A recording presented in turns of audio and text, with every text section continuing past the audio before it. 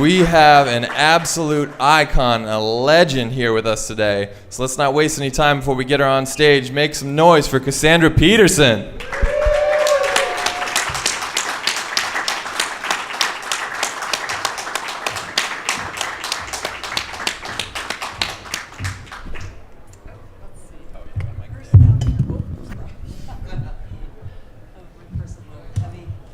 Awesome. Thank you. Okay, hi guys. Thank you so much for taking the time. Sure. I'll start off with a couple questions, and as soon as I see hands going up out there, I'll start calling them out. Kind of start at the beginning, if we could. Before you were the Mistress of the Dark and the Queen of the Screen, I understand a certain king helped put you on the path to Elviradom. So what can you tell us about that and about getting started? Well, okay, I don't know if Elvis really had much to do with me being Elvira, although our names do have a striking similarity, right? Well, yeah. It's kind of bizarre. It didn't really have anything to do with Elvis, the fact that my name was Elvira, but when you think about it, it's kind of bizarre. Anyway, and I noticed years later, I ran into his manager, his road manager, Joe Esposito, and he said, "Do you realize that when you sign your name Elvira, it looks just like how Elvis signed his name?" Wow. And I had not realized that. I guess I channeled him or something. But I met him when I was 17 in Las Vegas, and we spent an evening and a night and a day. It sounds weird, spent the night together. In Vegas, I got off of work at 4 in the morning, so went over to a party that he was having, ended up talking with him all night, and some other things. But remember, I was underage, so not a lot happened. There were people around Elvis at all times making sure it didn't. So anyway, we did spend maybe 5-6 hours together, and in that time, he convinced me to stop smoking marijuana, which I didn't do, and to get out of Vegas, because he said it was no place for a young girl like me, and I think he was right. I had a great time there. I was a showgirl, the youngest showgirl in Las Vegas history. And if it hadn't have been for Elvis, I would now be the oldest showgirl in Las Vegas history. And I'm not kidding, I probably would. But he convinced me to get out of there and go do other things and pursue other career moves. He and I sang together at the piano while he played. And he said, "You have a nice voice. You should take voice lessons and maybe think about, getting into that field, getting into singing." And I had been in my high school choir, so, I was all prepared. But I did get a job singing later in Vegas in my show, Viva Les Girls. I sang "A Good Man Is Hard to Find." Don't we know it? And later on left Vegas when my contract expired, and long story, but ended up in Italy singing in a band. And that got me on the road to singing for the next several years in various bands in Vegas and touring around the country, in Europe and in America. So, long story. Phew. All right. Very cool. So not long after that, you started working with the Groundlings, the legendary Groundlings. How crucial was that to helping the next steps of your career?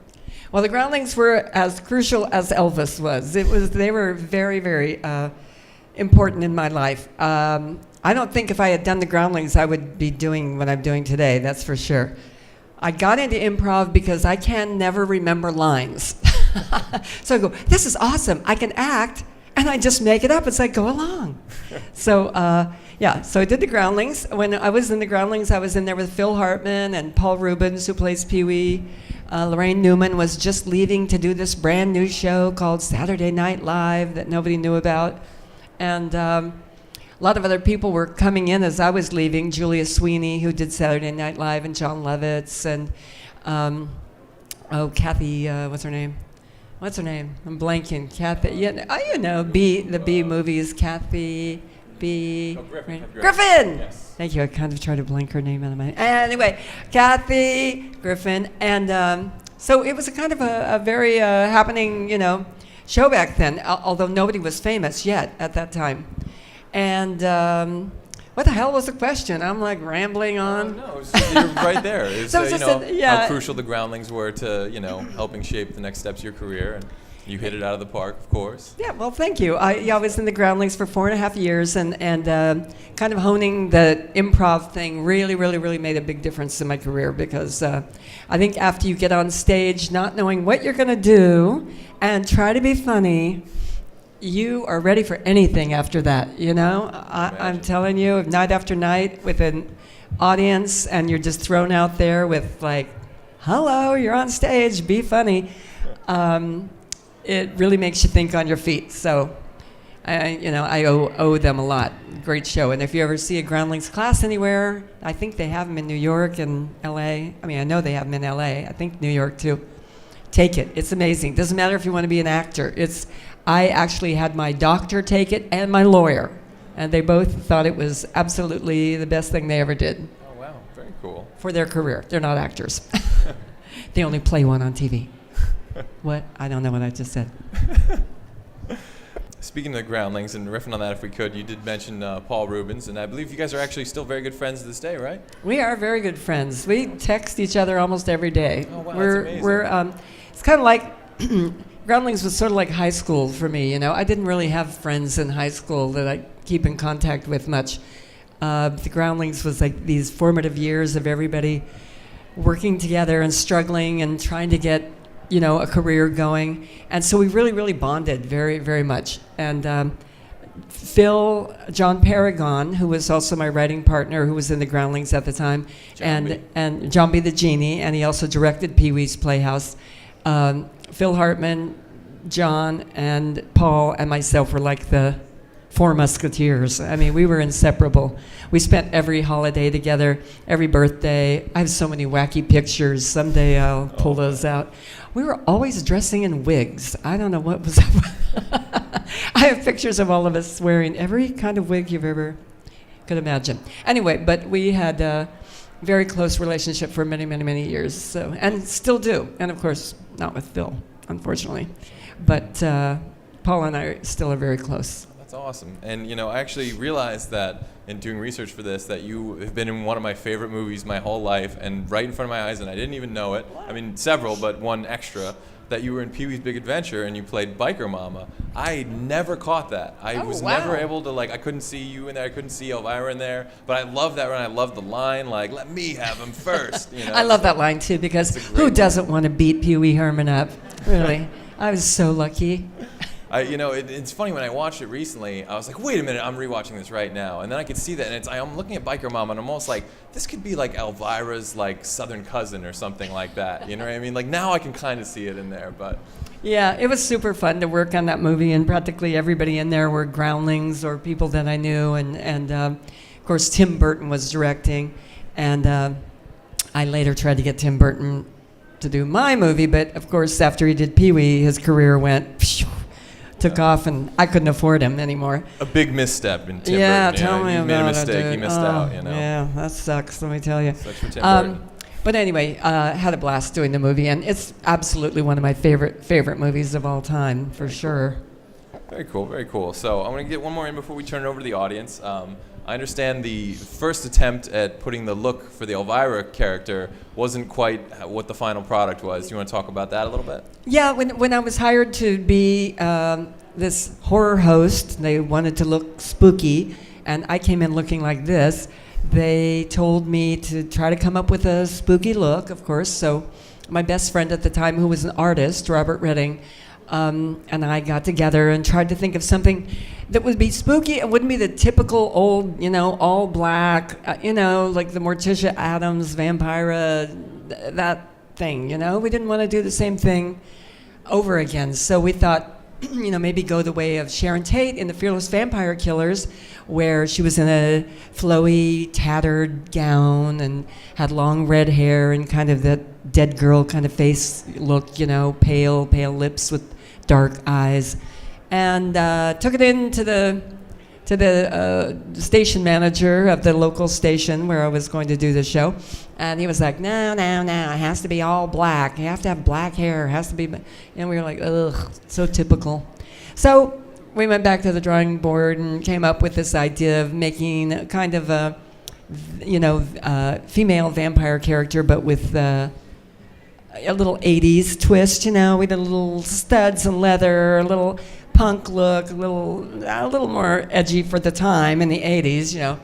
And then we had to do the wig. My friend Robert insisted that my hair looked like his very favorite singer in the world, Ronnie Spector from the Ronettes. Wow. And that hairdo is called a knowledge bump. I don't know why. That's what she called it. So we did that hairstyle, made it long, and went back, and they loved it, especially the cleavage part. I always got in trouble, you know, and they were always. I went on the show in local TV, and people were complaining. Oh, Michael Alden, hi, and I went on the show, and the cleavage, you know, was pretty darn low, and they got a few complaints. People called in about it. And the station manager came to me and said, "You've got to do something about that cleavage. You know, people are complaining." Oh, okay. So I went home. I did nothing. I came back. He said, "Did you fix the cleavage, Hired?" I said, "Yes, I did." And that was the end of that. Oh, that's amazing. So did the personality click for you for Elvira as soon as you put on the costume, or was it something that you say maybe evolved over the years and the performances, or? It definitely has evolved. Oh, my God. When I see the really old clips now, they drive me crazy because, one, my hair is super flat, and two, I'm talking so slow I could fall asleep in between the words. It's crazy how slow I was talking. But I already had this character that I was doing at the Groundlings that was this kind of wacky actress character that another Groundling and I did, and it was sort of very Valley Girl. At the time, Moon Zappa had that song out, Valley Girl, that Frank Zappa, her dad did. Frank Sinatra, whoa. Okay, I better drink more Dr. Pepper, excuse me. Very cool. Energy juice. Energy juice. Yeah. So I did the, what the hell did I do? Yeah, I was doing this Valley Girl kind of character because that was kind of happening that. So I was talking like that and everything, you know, and the director of the show came and saw me at the Groundlings and he said, "I really like that Valley Girl character. You should continue doing that." And I'm going, okay, Valley Girl character with the vampire outfit. Awesome. You know, whatever. I was getting paid $300 a week, so I was happy as a clam. And that's what I did. I did the Valley Girl thing with that. Didn't go together at all. But what happened is it formed a unique character. You know, I think I would have otherwise been doing the, you know, "Come in, darling, drink a glass of blood," or whatever, you know. I don't know. I would have been doing something like that. So, you know, I tell people, my advice to people is if you're ever in, you know, comedy and you're thinking about doing a character, what I would suggest is just like a menu at a Chinese restaurant.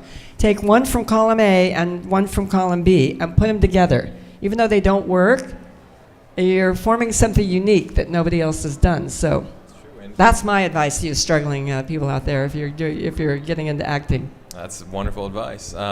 So I know you guys are probably dying to jump in there with some questions. Anyone got any questions yet? Got one over here.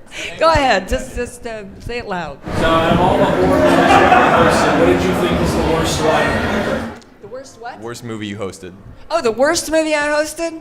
Well, the one I think was the worst, nobody else thinks is the worst. It's so funny. The one I didn't like as much was Attack of the Killer Tomatoes. And people, see, everybody loved that movie. But here's why I didn't like it. And I loved the movie. It was just the hardest to host because they used every tomato and ketchup joke known to man in the...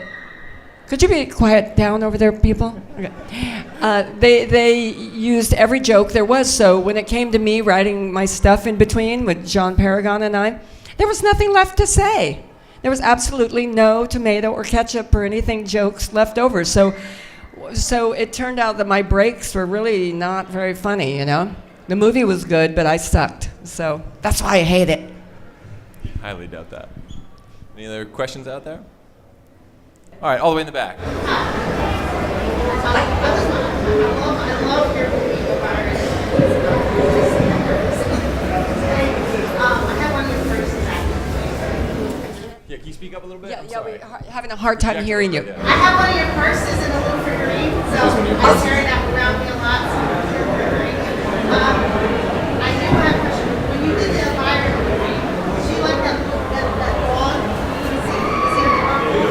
you like the dog when you did Mistress of the Dark? Well, I love dogs. And I actually, at that time, had Rottweilers, and that was the reason I kind of wrote Rottweiler into the movie. But the dogs were all trained by professional, trainers for who did movies. And that little poodle, his name was Benny. And he was the meanest little bastard that ever lived. And I mean, I love dogs, and I get along with dogs like you wouldn't believe. Every time you'll see me in a publicity picture with him, you might notice my head is really far away from him, and I'm like smiling like that because I'm waiting for him to bite me in the face. Benny only loved one person, and that was his mom and his trainer, and he looked at her all day like this. He would not take his eyes off, and if you tried to reach over and touch him, he would snarl or snap at you.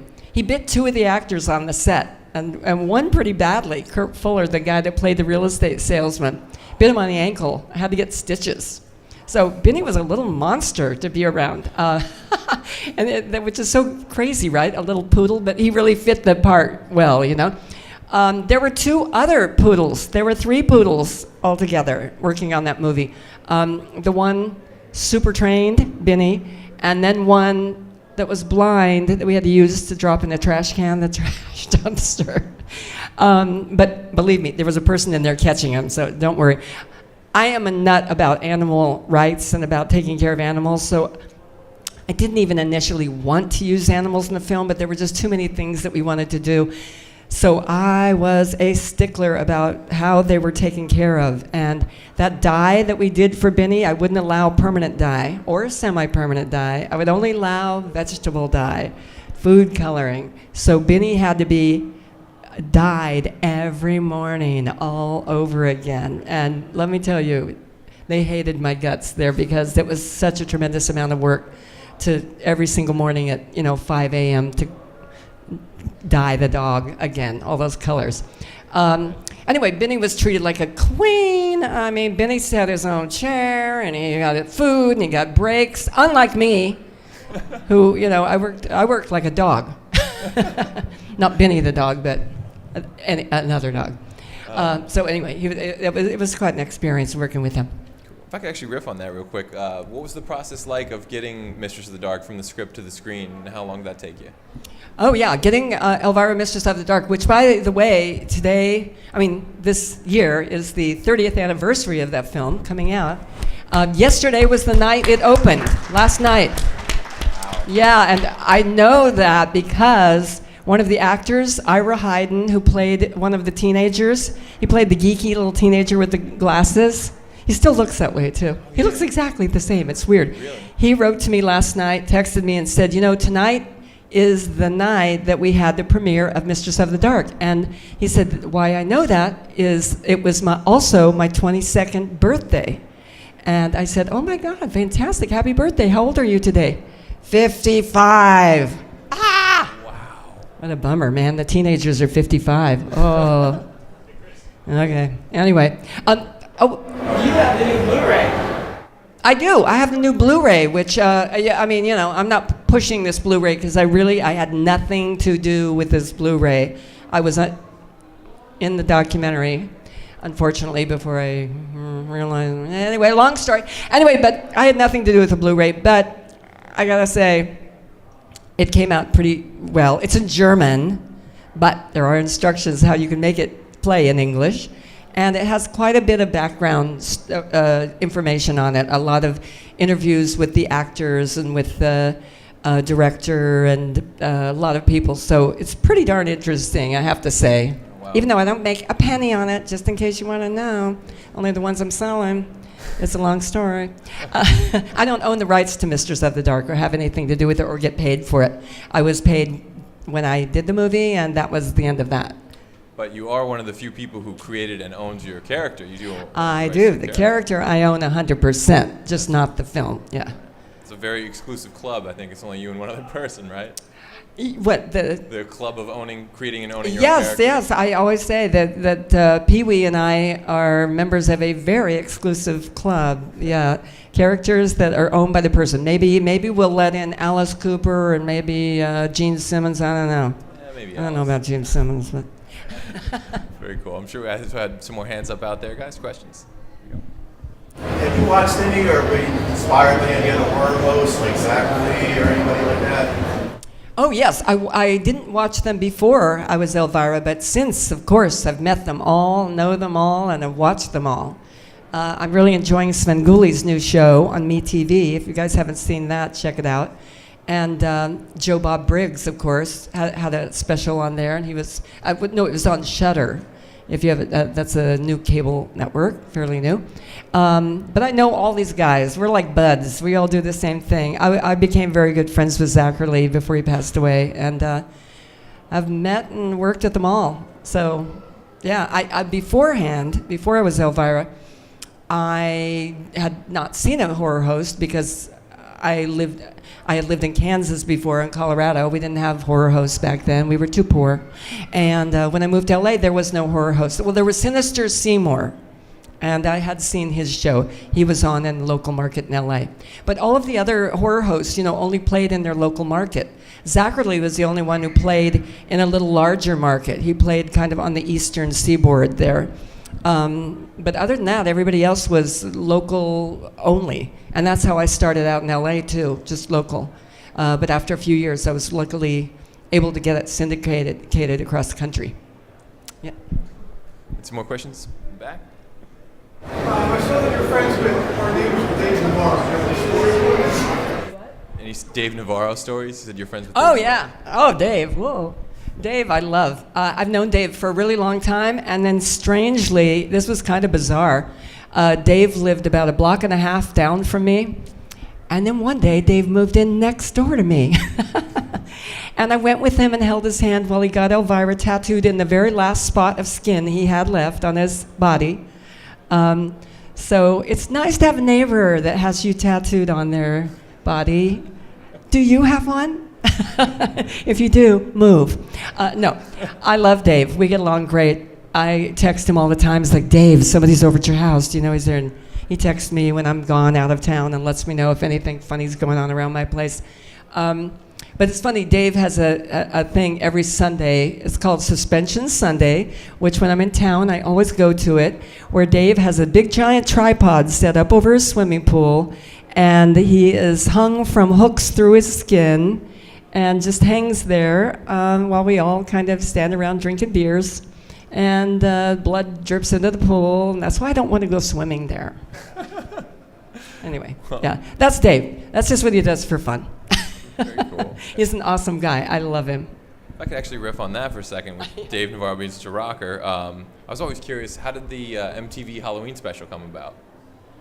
Oh, the MTV Halloween special. Well, back in the day when MTV was really, kind of happening and doing all that, playing on music videos, and they were new and all that, they basically called me up and asked me to host a show, and I did another one again a few years later.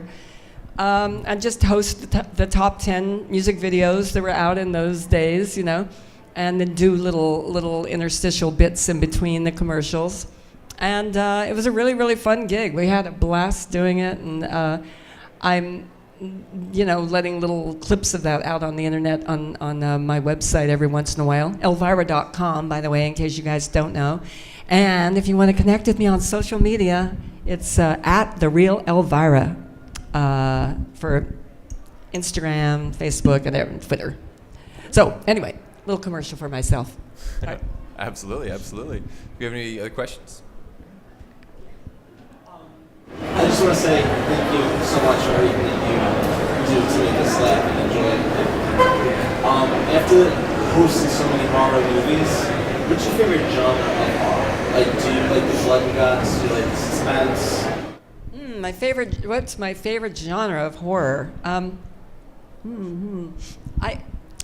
don't mind blood and guts at all. I like it. I don't like. My least favorite is kind of this stalker kind of slasher films.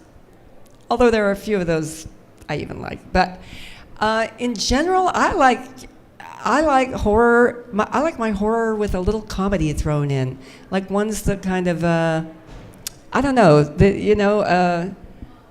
take the edginess off a little bit and have a little bit of comedy. I don't know, and I do really like The Witch, that movie that came out recently. I mean, just I like kind of the old-fashioned, let me tell you a ghost story kind of horror movie, you know? I'm old-fashioned that way. And I think I really, really do love, I have a special spot in my little black heart for movies from the 50s and 60s, you know, that kind of movie. I put those on when I'm like home alone and I want something cozy and warm. I mean, it feels good to me, and I just watch these old films. That's why I've been watching Sven Gulli's show lately, because he has some great films on there. So, yeah, that's the kind of one. It makes me feel good. That and Twilight Zone, man. I could watch that all damn day, every day. I am a Twilight Zone freak. But, so that kind of thing, kind of cheesier, you know, stuff. Stuff that seems like a spooky ghost story that would have been told to you when you were sitting around a campfire. Love that stuff. We probably have time for one more. Yeah, hi. Since you have like a background in improv, like I was wondering how much of in Mistress of the Dark and in Haunted Hills, how much is improv and how much is actually scripted? Well, I'll tell you, pretty much in Mistress of the Dark and the other movie, everything was pretty much written right down to the thing. Because you know when we were doing the improv is when John Paragon and I were writing it.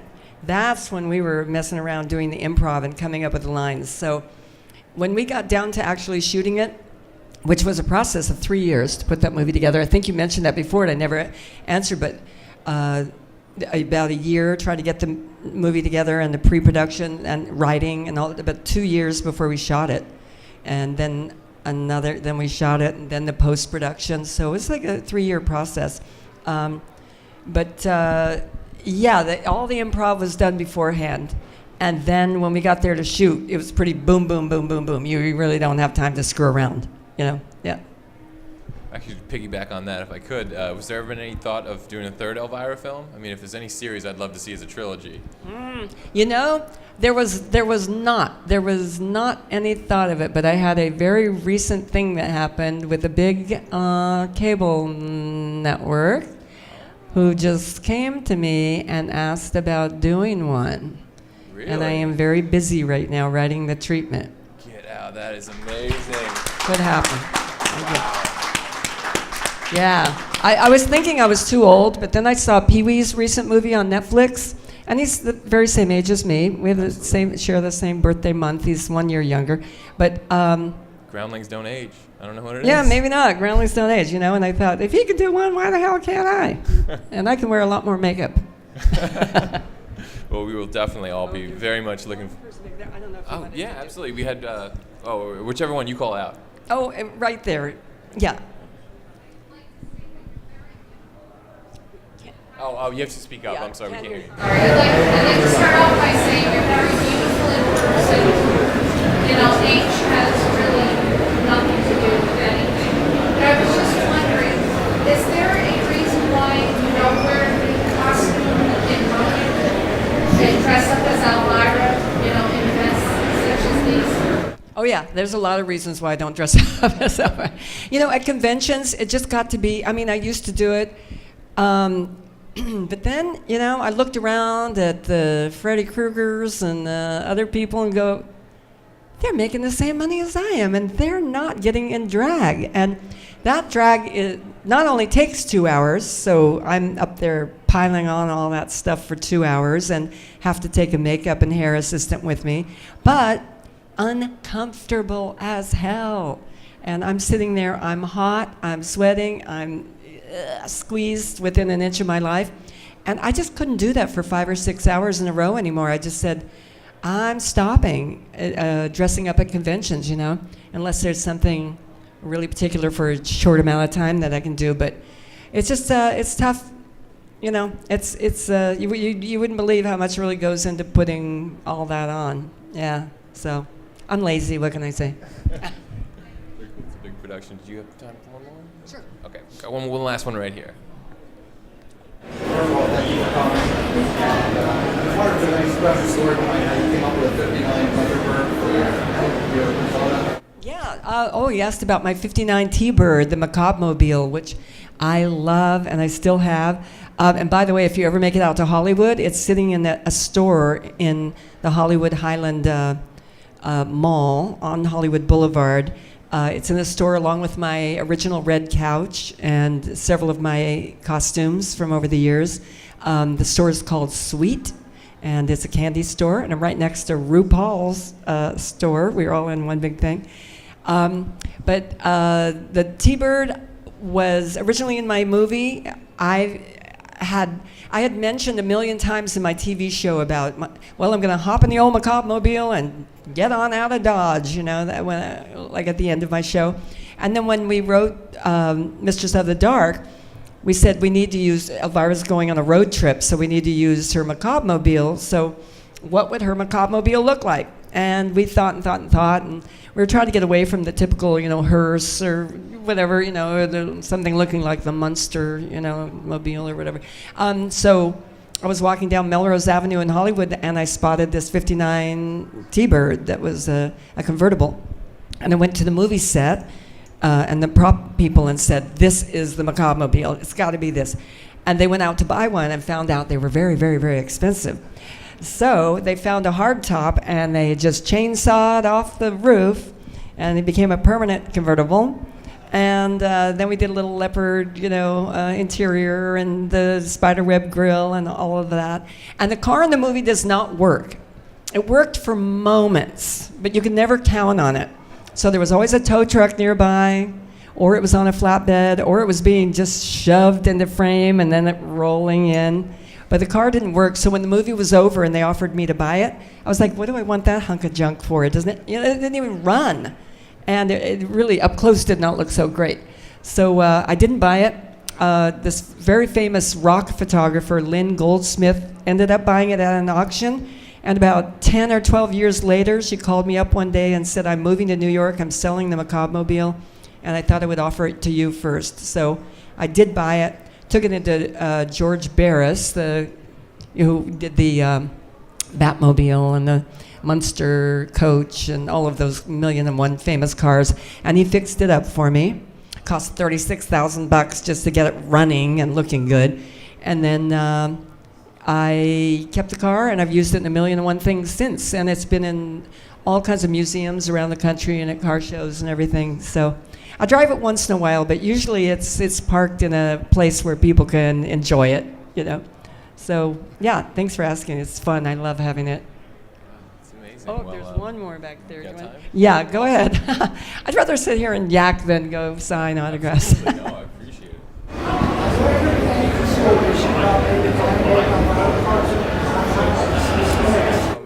He asked, he heard about development of an animated Elvira cartoon. Yeah, I have worked for a year with two partners on coming up with an animated television series for Elvira.